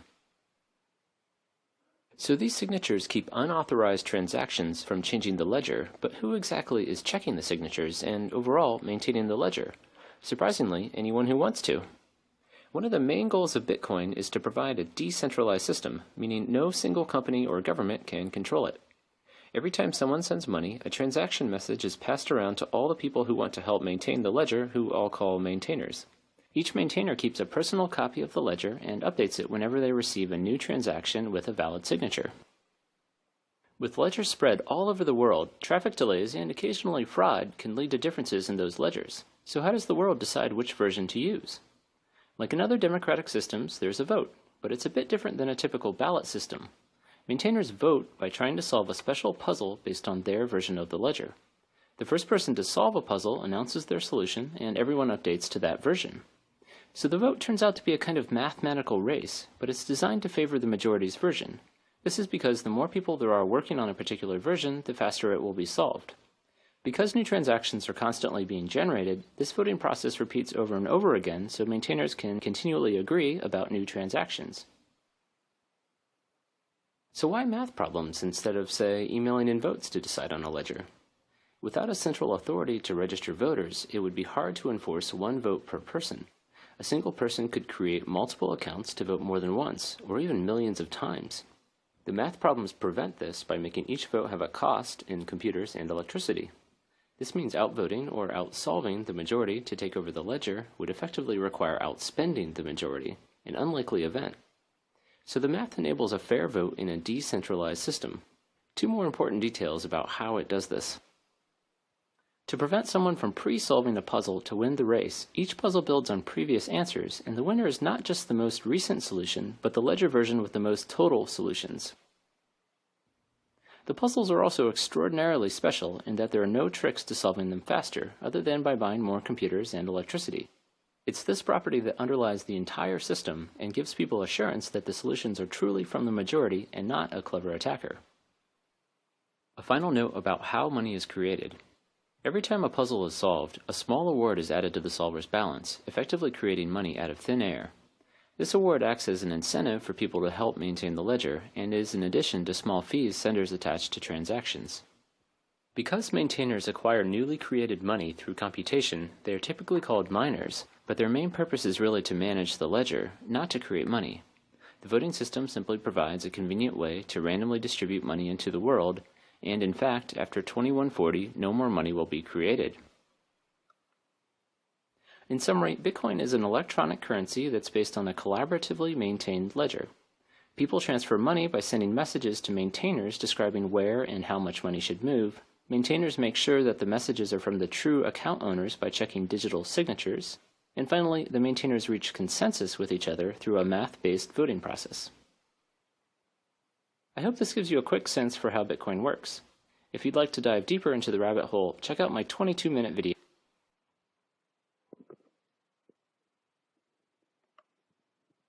어떻게 잘 보셨나요? 예. 이 영어로 돼서 이렇게 좀 약간 또 말이 또 빨라서 완전하게 다 이해는 못하셨다고 하시더라도 그 그림을 보시면 대충 어떤 의미인지는 이제 이해를 그래도 좀 개괄적으로 이해를 하셨을 거예요. 이제 간략하게 제가 요약해서 말씀을 드리면은 이제 어떤 사람이 다른 사람한테 돈을 보낸다고 할 때 결국은 이 돈이라는 게 실물이 있는 게 아니기 때문에 어떤 원장, 레저라고 돼 있죠. 거래 장부와 같은 레저에 이 내용을 업데이트를 해야 됩니다. 그리고 이 원장이라는 거는 분산 시스템이기 때문에 많은 전 지구에 다 흩어져 있는 P2P 네트워크에 수많은 사람들이 다 각각 보관을 하고 있어요. 그래서 새로운 거래가 발생을 하게 되면 이 네트워크 전체로 전파가 되게 되고 이 네트워크에 전파가 되면은 여기 있는 많은 사람들이 이제 이 거래에 대한 검증을 하게 됩니다. 거래에 대한 검증을 한다는 것 자체는 뭐 새로운 개념은 아니에요. 지금도 여러분들이 쓰고 있는 뭐 카드를 신용카드로 결제를 한다든지 아니면 인터넷 뱅킹을 한다든지 할 때 다 적용이 되고 있는 기술을 통해서 이제 그 검증을 하게 되는데 문제는 뭐냐면은 이 검증이 이루어지는 과정에서 누군가가 조작을 할 개연성이 있다는 겁니다. 왜냐하면은 어떤 특정한 신용카드사나 은행이 모든 걸 관리하고 있다면 그 은행이 해킹당하거나 아니면 나쁜 의도를 가지고 있지 않다면은 그런 문제가 발생하지 않는데 이 디지털 통화, 분산 원장의 비트코인 시스템에서는 모든 사람들이 다 원장을 갱신할 수 있는 권한을 가지고 있기 때문에 아주 특수한 이중지불 문제가 발생할 수가 있고요. 그래서 여러 가지 다양한 원장들 중에서 누구의 원장을 채택할 것이냐라는 문제가 상당히 중요해지고 그러면서 동시에 악의적인 해커가 조작을 해서 배포하고자 하는 원장은 채택되지 않도록 하는 메커니즘을 도입할 필요가 있는 겁니다. 그래서 도입한 개념이 뭐냐면은 이 프루프 오브 워크라고 말하는 개념인데요. 실제로 이제 원장을 하나 새로 만들려면은 그냥 쭉 지금까지 신규로 처리되었던 거래들을 그냥 만들어내기, 검증을 해서 확인만 받으면 되는 게 아니라 그 이외에 추가적으로 많은 자원, 여기서 이제 자원이라고 하면은 비싼 고도의 전문적인 장비를 구매해야 되고 전기를 많이 사용하는 작업을 동시에 같이 수행할 거를 요구를 하게 됩니다. 그런 메커니즘까지는 설명이 안 돼 있는데 그런 작업을 해야 되기 때문에 어떤 사람이 많은 원장 버전을 배포해서 그거를 이제 배포시켜서 자기가 조작한 원장을 채택하도록 기대하기가 어렵게 만든다라는 게 전체적인 기본적인 메커니즘이고요.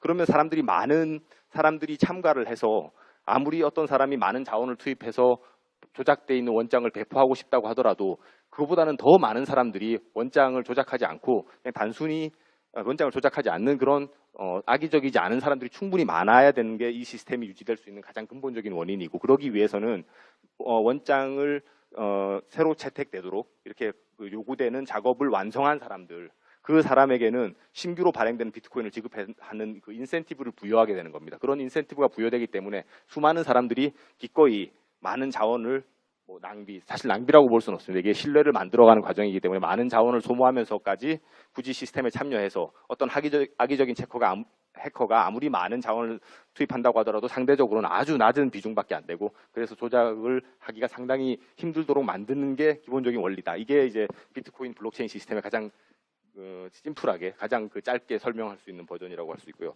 그거를 하나하나 짧게 이제 부분으로 떼서 보면은 이렇습니다. 이제 블록체인이라고 부르는 이유는 각각 블록 매 10분마다 하나씩 그때까지 이루어졌던 거래들을 하나로 모아서 암호화해서 블록으로 만들어서 그 이전 블록으로 다 연결되게 돼 있습니다. 그래서 여기에 어떤 특정한 과거의 블록에 포함되어 있는 거래를 내가 바꾸고 싶다, 조작하고 싶다라고 하면은 그 이후에 만들어진 블록들을 다 연결돼 있기 때문에 이거 하나만 조작해서 바꾸는 게 힘든 거죠. 그 이후에 만들어진 블록들은 다 새로 만들어야 되는 겁니다. 왜냐하면 이 블록에서 만들어진 작업 증명 값이라는 게 있는데 이 값이 다음 블록에 작업 증명을 하기 위한 인풋으로 들어가고 이게 계속 이런 식으로 연결이 돼 있기 때문에 이제 하나의 블록만을 조작하기는 사실 힘들게 돼 있다. 그래서 이제 그런 그 데이터의 구조 때문에 블록체인이라고 부른다라고 할 수 있고요.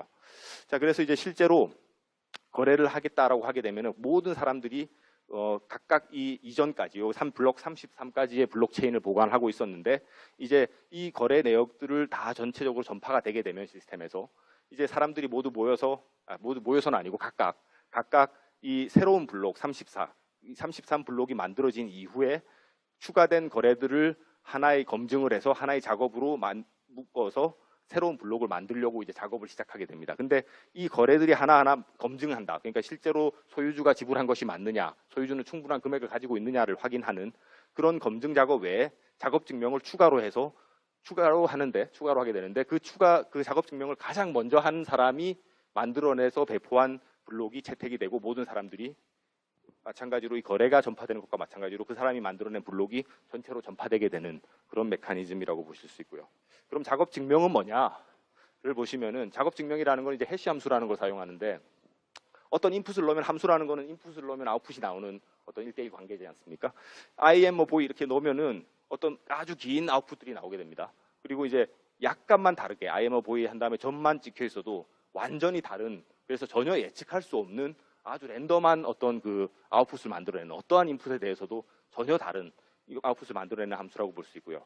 그리고 이제 하나의 인풋을 넣었는데 IMO 보이를 넣었는데 하나의 결과만 나와야지 넣을 때마다 다른 결과가 나와서도 안 되고 마찬가지로 이런 그 아웃풋을 토대로 아웃풋이 이거니까 인풋은 이거겠군 이렇게 유추를 하는 것도 불가능해야 됩니다. 그 대신 어떤 인풋을 넣으면 아웃풋을 계산하는 그런 계산은 상당히 간단한 반면에 아웃풋을 바탕으로 해서 인풋을 역계산하는 것은 거의 불가능한 그런 그 비대칭성이 있는 그런 특징이 있는 함수라고 하고 있고 이런 함수들이 뭐 미국에서 많이 개발돼서 그런 함수들 중에 하나를 비트코인이 사용하고 있습니다. 이 함수가 중요한 이유는 이 비트코인에서 새로운 블록을 만든다는 과정이 결국은 이 함수 값을 찾아내는 과정이거든요. 그래서 이제 이전 블록의 해시값 보시면은 요 이전 블록의 해시값을 이 작업 증명 값을 여기에 이제 만들어진 최종적인 이 작업 증명 해시 값이죠. 이걸 넣고 그리고 그동안 전파되어 있던 새로운 거래들을 다 모아서 검증해서 넣고 한 다음에 여기 논스라는 임의의 랜덤한 숫자를 하나 넣어서 값을 계산해 보는 거죠. 아웃풋이. 그러면은 아웃풋이 뭔가 나오고 또 논스를 바꿔가면서 넣고 논스를 바꿔가면서 넣고 이런 이런 행위를 계속 반복해서 해서 목표가 뭐냐면은 앞이 00000 아주 작은 어떤 특정한 조건을 만족하는 해시 값을 찾을 때까지 수많은 사람들이 채굴 작업을 반복하고 있는 것입니다. 마치 이제 금광에서 금을 캐기 위해서 금이 나올 때까지 계속 땅을 파듯이 그냥 의미 없는 이 숫자 하나를 넣어서 계속 바꿔가면서 특정한 아웃풋이 나올 때까지 같은 작업을 반복하게 되는 거죠. 그리고 이런 작업을 하기 위해서는 많은 아주 컴퓨터 전문적인 장비를 사용해야 되고 그리고 이제 전기를 많이 소모하게 되는 연산 작업이기 때문에 그래서 원장을 하나 배포하려고 그러면은 그만큼 돈을 써야 됩니다. 그래서 이제 거래 검증과 함께 이런 단순 반복적인 작업을 계속 수없이 반복해야 되고 여기에 성공한 사람이 10분에 1명 정도가 전체적으로 네트워크에 참가한 사람들의 비중을 고려했었을 때 10분에 1명만 성공할 수 있을 정도로 여기 이 앞에 0이 얼마나 많아야 되냐 특정한 조건이 점점 더 어려워지게 되는 그런 메커니즘이라고 할 수 있고요. 자, 이런 그 작업이 작업 증명이고요. 그래서 이제 실제로 그리고 블록체인이라는 구조 때문에 여기 말씀드린 것 같이 고치려고 하면은 과거 그 이후의 블록을 모두 다 고쳐야 되기 때문에 이 블록 하나 만들기가 이렇게 힘든데 블록 하나 만들기 위해서는 계산을 계속 반복해야 되는데 그 수많은 그 과거의 기록을 조작하기 위해서는 남들이 블록 하나 만드는 동안 수많은 블록을 자기 혼자 만들어야 되는 거죠. 그러니까 자기가 아무리 연산 능력이 높다고 하더라도 많은 자원을 투입한다고 하더라도 상대방에 비해서 훨씬 더 그 불공평한 게임을 해야 되고 그래서 조작에 성공할 수 있게 될 가능성이 더 낮아지게 됩니다. 실제로 이제 그 시뮬레이션은 이거는 이제 사토시 나카모토의 그 페이퍼가 있는데 그 페이퍼에서 나와 있는 논문에서 따라서 시뮬레이션을 해본 건데요. 그러니까 이제 비트코인을 거래를 하실 때 제일 중요한 것은 바로 이제 물건을 받고 바로 돈을 받았다고 해서 바로 지불을 하는 게 아니라 어느 정도 시간을 좀 기다리게 되면 그 이후에 10분마다 새로운 블록들이 계속 형성되고요. 그러면은 그 과거의 블록들을 취소시키기가 상당히 어려워집니다. 그렇기 때문에 한 1시간 정도 기다려서 1시간 정도 기다려서 어느 정도 블록 6개 이상의 블록이 쌓이게 되면은 전 세계 연산 능력, 비트코인을 채굴하기 위해 투입되는 수많은 연산 능력의 10%, 20% 이상을 가지고 있는 해커가 실제로 존재한다고 하더라도 그 사람이 그 이후에 모든 거래를 취소시키고 조작에 성공할 수 있게 될 가능성은 거의 제로에 가깝게 낮아진다. 이런 그 확률적인 그 개념을 바탕으로 해서 비트코인의 안전성이 형성돼 있습니다. 그러면 중요한 것은 해커가 아무리 이런 시스템을 만들었다고 하더라도 해커의 연산 비중이 상대적으로 너무 높아져 버리면 시스템은 안전하지가 않죠. 실제로 50% 이상의 연산 능력을 해커가 가지게 된다라면은 사실상 시스템의 안전성은 보장할 수 없게 되는 그런 시스템인데 실제로 보시면은 이제 이런 그 채굴을 하기 위한 사업체들이 많이 발생했고요. 이 사람들이 엄청나게 많은 자원을 투입하고 있습니다. 실제로 지금 그 비트코인을 채굴하기 위해서 투입되고 있는 그 연산 능력이 11.4억 기가헤르츠 뭐라고 하는데 이게 그 실제 지금 현존하는 가장 빠른 슈퍼컴퓨터가 34 페타플rop스라고, 저도 이게 정확한 개념은 잘 모르겠지만 그거가 34인데 지금 비트코인에 투입되고 있는 연산 능력이 144만이거든요. 그러니까 이제 이 연산 능력 자체가 큰 차이가 납니다. 물론 이제 이 슈퍼컴퓨터는 다른 작업을 하는 데 사용될 수 있는 건데 반해서 이 비트코인에 채굴되는 건 전용 채굴기이기 때문에 회로에 바로 이제 이 비트코인 채굴만 할 수 있게 된 아스키 반도체를 사용하고 있기 때문에 이런 측면에서 좀 차이가 나긴 하지만 이런 연산 능력이 많이 투입되고 있고 전기 요금도 상당히 많이 사용되고 있고요. 그런 장비 구매를 하기 위한 자본 비용, 기타 운영 비용도 같은 많은 비용을 대면서까지 사람들이 많이 자원을 투입하고 있습니다. 그래서 이런 자원, 이렇게 많은 연산 능력을 해커가 사실상 투입하기는 사실상 힘들고요. 이제 뭐 수입은 대충 이제 뭐 하루에 115만 달러 이렇게 된다라고 돼 있는데, 그렇기 때문에 이런 인센티브를 많이 제공하기 때문에 수많은 사람들이 이런 비트코인 채굴 비즈니스에 투입돼서 들어올 수 있고, 그렇기 때문에 어떤 악의적인 한 사람이 상대적으로 높은 비중을 차지하기가 이미 힘들어진 상황이다, 이렇게 이해하실 수 있겠습니다. 그러면 이제 블록체인의 한계나 문제점은 뭐냐? 이 비트코인이 아까 그 동영상에서도 기억하실지 모르겠지만 아도브띠네요. 아무것도 없는 곳에서 어떤 신뢰를 스스로 만들어냈다, 거래의 안전성을 만들어냈다라고 하지만 그냥 만들어낸 건 아니고 과도한 많은 자원을 투입해서 많이 신뢰가 만들어지게, 그런 채굴 과정이 그냥 단순한 낭비가 아니고 신뢰를 만들어내기 위해 꼭 필요한 그런 그 요소긴 하지만, 어떤 다른 측면에서 보면은 다른 유용한 계산에 많이 쓰일 수 있거나 유용한 목적에 쓰일 수 있는 컴퓨터를 아무것도 하지 말고 비트코인을 체결한 아무 의미 없는 단순 반복적인 연산에 많이 사용하고 있고 전기를 사용하고 환경에도 나쁜 영향을 미친다는 그런 좀 부정적인 측면이 있을 수 있고요. 또 한 가지는 이제 확장성이 제약돼 있다. 실제로 비트코인 같은 경우에는 모든 사람들이 이제 풀로드로 참여하는 모든 사람들이 처음부터 이루어진 블록체인이라는 구조 때문에 모든 사람들의 모든 거래 내역을 다 기록을 해야 되는데 그게 지금 벌써 한 50GB 정도 되거든요. 비트코인을 처음 해서 이제 채굴을 하시지 않고 풀로드로 참여하시게 되면은 50GB를 일단 먼저 다운을 받아야 돼요. 근데 그게 하루에 12만 건이라는 아주 작은 거래를 겨우 7년 동안 처리한 기록이 그렇게 많은 용량을 차지하고 있는데, 하루에 4천만 건 되는 한국의 거래라든지 그거보다 더 많은 거래를 뭐 오랜 기간 동안 보관하고 운영할 수 있는 시스템으로 확장할 수 있겠느냐라는 그런 확장성 측면에서 문제가 또 많이 제기되고 있고요. 그리고 이제 이견 조정, 지금도 이제 그런 용량 문제 때문에 조정을 해야 되는데, 문제는 이게 사람들이 분산돼 있어서 민주주의적이고 뭐 이렇게 좋다고 생각할 수도 있는데, 문제는 뭐 기술적인 오류라든지 어떤 한계가 생겼을 때 다양한 이해 당사자들 간의 이견을 조정하는 그런 메커니즘이 없고, 그래서 이제 지연된다라든지 신속한 대응이 곤란하다라든지 하는 문제점도 또 심각한 문제점 중에 하나로 지적되고 있습니다. 그리고 이제 바로 활용하기가 그런 게, 비트코인 그 자체는 너무나 모든 거래 정보가 그 사람이 아이덴티티, 그 사람의 그 신원만 밝혀지지 않았을 뿐이지 그 사람이 했던 각각 계좌별로 이루어진 모든 거래가 실시간으로 다 공개가 되기 때문에 투명성이 상당히 높다. 투명성이 높다라는 거는 뭐 분석을 한다든지 안정성 측면에서 장점이 될 수도 있는데, 실제로 기존의 금융 서비스에서 뭐 제 계좌가 다 드러나서 그런 걸 원하는 사람은, 그런 기업들은 별로 없기 때문에 그런 측면에서도 좀 문제점이 있다. 그런 점들을 극복할 필요가 있다라고 이제 알려져 있고요. 그래서 실제로 이제 금융기관들은 블록체인 기술을 비트코인 블록체인을 그냥 그대로 쓰는 건 아니고 약간 좀 절충형 형태를 사용하고 있습니다. 그래서 비트코인 같이 모든 게 개방돼 있는, 그래서 누구나 들어와서 누구나 채굴할 수 있고 누구나 다 볼 수 있는, 거래 내역을 남의 거래 내역이고 뭐건 다 볼 수 있는 그런 완전 개방형 퍼블릭 블록체인 외에 허가받은 사람에 의해서만 네트워크에 참여하게 되는 그런 아주 폐쇄적인 프라이빗 블록체인이거나, 아니면 특정한 참가자들만 신규 블록을 형성하는 권한을 잃고 다른 사람들은 그냥 뭐 라든지 이런 그 권한을 약간 좀 배분을 한, 그렇게 어느 정도 특정한 사람들끼리, 그래서 허가받은 경우에만 네트워크에 참여할 수 있으면은 해커가 들어올 가능성이 훨씬 적어지고, 그래서 이제 그런 아까 말씀드린 신뢰를 형성하기 위한 그런 채굴 과정을 좀 생략한다라든지 그런 측면에서 이제 분산돼 있기 때문에 안전하거나 효율적인 그런 장점들은 좀 살리면서 최대한, 그렇다고 해서 과도한 채굴에 의존한다든지 아니면 시스템이 너무 커져서 확장하기가 힘들다라든지 하는 그런 한계를 좀 극복할 수 있는 절충형 형태로 대부분 그 민간 금융기관들은 블록체인을 개발하려고 하는 방향으로 추진 중에 있습니다. 이제 블록체인 기술이 적용된 대표적인 사례는 리플이라는 서비스가 실제로 지금 이제 서비스를 시작하고 있는데요. 뭐 한국이나 외국에서 돈을 보낼 수 있는 서비스인데, 이건 시간이 별로 없어서 리플이라는 거는 생략하고 넘어가겠습니다. 그리고 이제 블록체인 기술 적용되어 있는 대표적인 사례로 LG CNS라는 저희 국내 SI 업체에서 이제 블록체인 기술을 이용해서 장외 시장에서 이제 그 주식을 발행하고 거래하고 뭐 여러 가지 뭐 주주총회라든지 뭐 배당금을 지급하는 이런 것들을 처리할 수 있는 그런 플랫폼을 개발을 한 게 있고, 뭐 LG가 혼자서 개발한 건 아니고 유일하게 개발한 건 아니고 세계적으로 지금 거래소들이 이제 블록체인 기술을 채택하려는 시도가 되게 많고요. 미국에서는 뭐 또 다른 회사들이 벌써 한 것도 있고 외국 거래소들도 큰 관심을 많이 가지고 있습니다. 이것도 뭐 어떤 메커니즘인지는 뭐 상세하게 설명을 안 하고 나중에 이제 그 활용 사례에서 다르게 좀 설명을 드리겠습니다.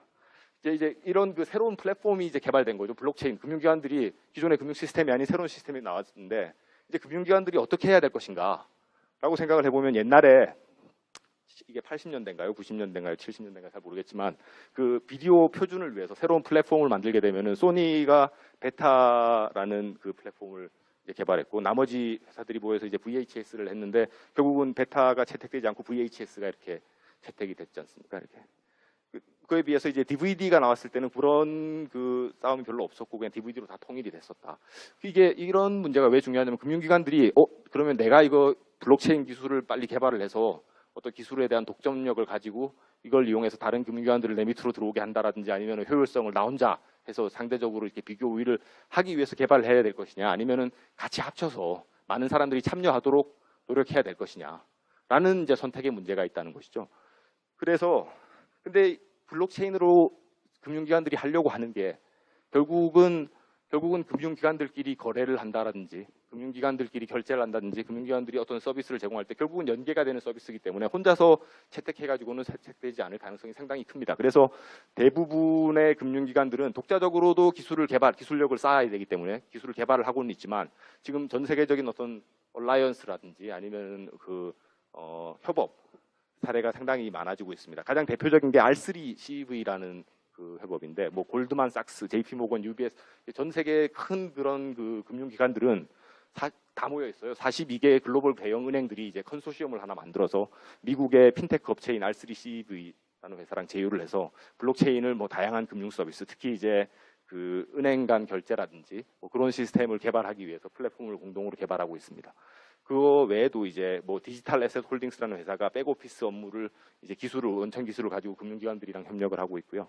아까 말씀드린 리플은 이제 주로 해외 송금하는 서비스, 비자나 뭐 이런 업체들도 이제 지급 결제 블록체인을 어떻게 하면 활용할 수 있을까를 고민하고 있고, 나스닥, 오버스탁 이런 것들이 이제 뭐 우리 아까 LG CNS 잠깐 보셨지만은 그런 장외 시장에서 주식이나 채권을 발행하고 관리할 수 있는 거래할 수 있는 시스템을 개발을 하고 있고요. 온두라스 같은 나라에서는 이제 토지 등기부, 온두라스 같은 데는 이제 막 그 각종 내전이나 이런 것 때문에 토지 기록이 없어서 집에 살고 있다가 쫓겨나고 누구 집이냐 이게 확인이 잘 안 되는 그런 문제가 있어서 아예 블록체인에다가 누구의 집의 소유권을 아예 적어놓자 이런 그런 시도들이 많이 하고 있습니다. 지금 잘 되지는 않고 있는데 어쨌든 그런 뭐 다양한 방식으로 자산의 소유권을 기록하고 금융 서비스에 활용하는 게 많이 있습니다. 우리나라에서도 이제 그 주로 은행들을 중심으로 해서 핀테크 업체랑 제휴를 맺어서 지금 투자를 한다라든지 아니면 어떤 뭐 젊은 벤처기업들을 모아서 뭐 창업 어떤 뭐 대회를 연다든지 뭐 여러 가지를 통해서 그런 해외 송금이라든지 인증 체계 마련 이런 서비스에 활용하는 게 많이 있고요. 그리고 한국거래소나 LG CNS 같은 그런 회사들도 이제 뭐 주식 거래, 그 증권 거래와 관련해서 그런 시스템을 개발하는데도 큰 관심을 많이 가지고 있는 걸로 알고 있습니다. 뭐 우리만 하고 있는 건 아니고 전 세계적으로 하고 있기 때문에 하고 있는데 이제 좀 글로벌하게 가장 크게 지금 많이 알려져 있는 것은 R3CV이고 다른 분야에서의 협력도 뭐 계속 다양한 형태로 이루어질 가능성이 많이 있습니다. 리눅스 파운데이션 같은 곳에서도 이제 컨소시엄을 만들어서 지금 활동 중인 걸로 알고 있고요. 마지막으로 과제에 대해서 간략하게 설명드리겠습니다. 자, 이렇게 해서 이제 디지털 통화가 많이 확산이 되고 일단 개발이 됐고 가능성이 확인됐고요. 그리고 분산 원장 기술이 또 주목을 받으면서 우리에게 어떤 과제가 있느냐, 어떤 영향이 생길 것이냐를 생각해 보시면은 이제 가장 첫 번째 생각해 볼 문제는 기존의 이제 금융기관 중심의 그런 그 금융 서비스, 금융 시장에서 그 핀테크 기업들이라든지 아니면 IT 기업들, 새로운 기업들이 그 기존의 은행들이나 아니면 증권회사 아니면 기존의 다른 금융기관들이 장악하고 있던 시장에 많이 진출하게 된다라는 측면이 가장 큰 첫 번째 가능성이라고 할 수 있겠습니다. 규제가 이제 기존에는 반드시 어떤 안전한 거래를 위해서는 특정한 그 기관에 대한 신뢰가 있어야 되고 신뢰를 유지하기 위해서 많은 규제가 있었던 반면에 분산원장은 안전하기 때문에 그만큼 강한 규제를 할 필요가 없는 것이죠. 그래서 어떤 그 새로운 사업 기회가 많이 생기고, 그래서 이제 뭐 혁신적인 새로운 서비스가 많이 개발된다든지 비용이 싸진다든지 여러 가지 장점이 발생할 수 있겠고요. 다만 이제 여기와 관련해서 우리가 걱정해야 될 문제는 혹시 이제 그 기존의 규제가 뭐 반드시 나쁘다고만 할 수 없기 때문에 규제가 이제 원하는 것이 이제 뭐 소비자들을 보호한다라든지 아니면은 뭐 여러 가지 금융 서비스 악용이 된다라든지 자금 유출이라든지 탈세 이런 뭐 여러 가지 문제가 발생할 수 있고 아니면은 뭐 부실하게 운영되는 그런 금융기관들이 시스템 리스크를 발생한다 여러 가지 문제가 발생할 수 있습니다. 그런 문제가 발생하는 데 있어서 그 규제의 공백이 발생하지 않도록 그런 문제가 발생하도록 허용하는 규제의 공백이 발생하지 않도록 하는데 유의를 많이 해야 되는 측면이 일단 가장 중요한 부분이라고 생각해야 될 문제라고 생각할 수 있고요. 다음 부분은 중개기관들의 역할이 축소될 가능성이 상당히 크다라는 거죠. 그러니까 지금은 은행들, 그다음에 증권회사들, 그리고 은행들을 중개하는 여러 가지 그런 그 인프라 역할을 담당하고 있는 중개기관들이 많이 있어요. 금융결제원, 주식을 발행하면은 주식을 그냥 회사가 바로 민간인에게 발행하는 게 아니라 중간에 증권회사가 들어가고 증권회사가 또 주식을 보관하는 예탁원이 있고 여러 기관들이 있고 해외 거래를 하게 되면은 중개은행이 있고 스위프트라든지 여러 가지 기관들이 많이 개입을 하는데 그런 기관들의 기능이 점차 이제 도전을 받게 될 가능성이 큽니다. 그래서 그런 기관들이 특히 이 분산원장 기술을 많이 공부를 하고 연구를 많이 하고 있습니다. 실제로 보시면 아까 나스닥에서도 증권거래소에서도 지금 그 새로운 시스템을 많이 만들고 있고 그래서 이제 그런 역할이 축소됐었을 때 과연 어떤 영향을 미칠 것이냐라는 게 문제가 되고요. 특히 뭐 다른 기관들은 그렇다고 치더라도 은행 자체의 기능이 축소되게 되면은 은행은 그냥 어떤 거래를 편하게 해주는 기능만 할 뿐만 아니라 은행은 거래를 그냥 그 사람들이 자금을 이체하고 보관해주는 기능을 할 뿐만 아니라 신용을 만들어내지 않습니까? 대출을 만들어내고 거기서 신용이 형성되면서 유동성이 공급이 되고 그리고 또 그 예금의 장단기 만기 전환이 이루어지고 또 은행의 중요한 기능 중에 이제 그 대출을 하면서 심사를 하고 모니터링을 하면서 어떤 그 정보를 생산해내는 기능, 여러 가지 그런 기능을 많이 하고 있는데 은행의 기능이 축소됐었을 때 우리 경제에 어떤 영향을 미치게 될 것인가 이런 문제도 사실 고민을 많이 해봐야 될 것입니다. 물론 이제 P2P 방식의 뭐 대출이라든지 여러 가지 뭐 대안이 많이 나오고는 있지만 그런 대출이 기존의 은행 시스템을 완전히 안전하게 대체할 수 있을 것이냐를 사실 확신할 수는 없지 않습니까? 그렇기 때문에 이제 그런 문제를 좀 고민해봐야 되고요. 거기에 따라서 이제 금융 안정 측면이나 아니면은 그런 그 금융 안정 측면에서 아니면 결제 시스템 이런 측면에서 리스크들을 좀 미리 규제의 규제 수단이나 이런 것들을 재점검해야 될 필요성이 크고요. 그래서 이제 다른 나라에서도 지금 하나씩 둘씩 어떤 분산 원장 기술이 확산됐었을 때 어떻게 규제를 해야 될 것이냐에 대한 논의가 나오고 있고 디지털 통화 자체는 특히 이제 불법 자금 거래, 테러 자금이라든지 마약 범죄 자금이 사용된다든지 아니면 이용자들이 뭐 금융 사기 문제라든지 이런 아니면 과도한 리스크 노출 이런 측면에 있어서는 벌써 규제가 많이 시행되고 있습니다. 미국 같은 경우에서는 이제 뉴욕주에서 비트 라이센스라는 걸 작년부터 시행하고 있고 아까 잠깐 말씀드렸지만 일본에서도 그 규제 법안이 최근 통과가 됐었고요.